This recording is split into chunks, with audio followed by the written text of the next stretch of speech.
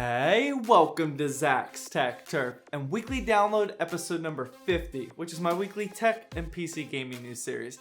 Today, I'm going to be playing some Fallout 4 from the Steam Summer Sale when I give you this news, and I'm going to be sipping on a cup of joe. Make sure you guys let me know in the comment section what you're sipping on, and also, thank you very much for the support over the last 50 episodes. Make sure you let me know in the comment section what episode you started watching weekly download, but for now, let's get into it. Alright, so we can't start with any news this week other than that Steam Summer Sale. The Summer Sale has officially started on Steam and there's definitely some good pickups here. I highly recommend you check out my most recent video where I go over my favorite deals of the sale and I even benchmark them with the Lenovo Y50. So far, I've personally just picked up a few games like Fallout 4 and Watch Dogs 2, but I'm probably gonna pick up a few more as well. Make sure you guys let me know what games you've picked up so far and if you're happy or disappointed with the prices.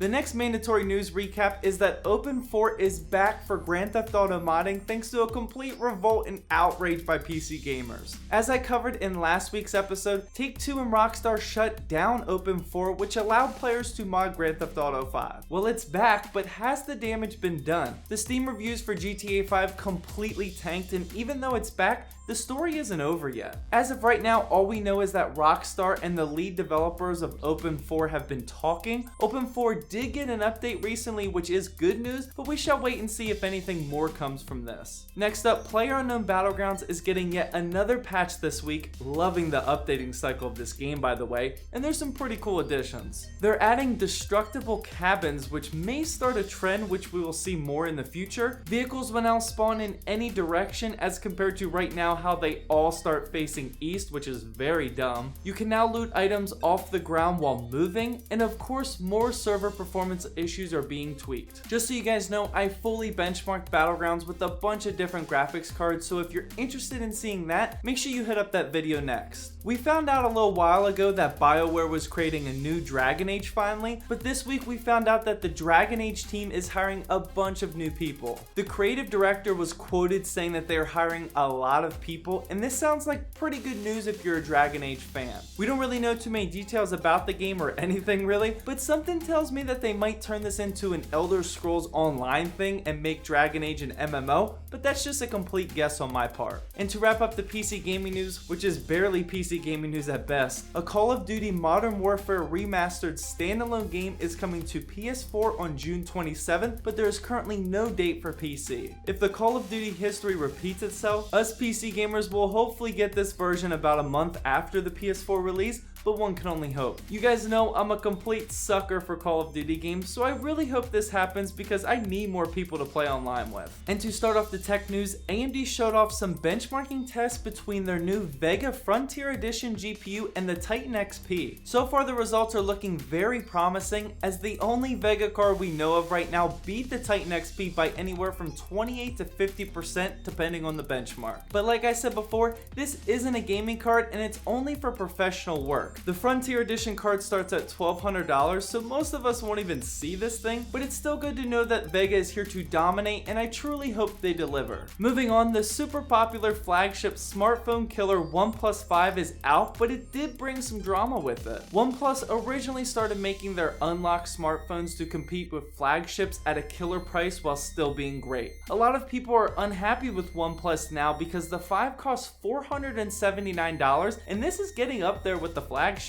It's also featuring a 1080p screen and looks almost identical to the iPhone 7 Plus. You can now purchase the phone through their website, but I would definitely check out some full reviews of this phone first to see if this quote flagship killer is still right for you. Nintendo announced yet another classic gaming console, the SNES Classic. It launches in September for $80 and you can actually pre-order it already. It fits in the palm of your hand and comes with 21 games including Super Mario World, The Legend of Zelda: A Link to the Past, and even Star Fox 2. This is Nintendo's follow-up to the insanely hard to get NES Classic, which they released last year, and hopefully this mini retro console won't be as hard to get in your hands. And finally, to wrap up the tech news, a new ransomware is out and about again, just like WannaCry last month. I saved this article for last because I want you to remember this. The new ransomware is called Petya, and it's encrypting machines and demanding $300 in Bitcoin just like WannaCry. Some experts say that this malware is actually more destructive and it's just using the ransomware look to hide more deliberate attacks, but honestly, all of that is kind of irrelevant for normal consumers. The big thing to note is that you guys need to always have your data backed up and always update Windows and your security softwares. As soon as viral malware like this is discovered, you can almost always update your security software or Windows and you'll be good to go, so make sure you do that. Well, that wraps up Weekly Download episode number 50. Make sure you guys let me know in the comment section what your favorite tech or PC gaming news was this week,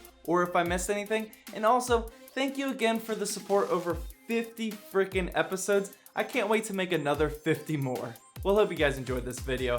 Please drop a like down below to help support my channel, and as always, thank you for watching, and please subscribe for more Zach's Tech Turf videos.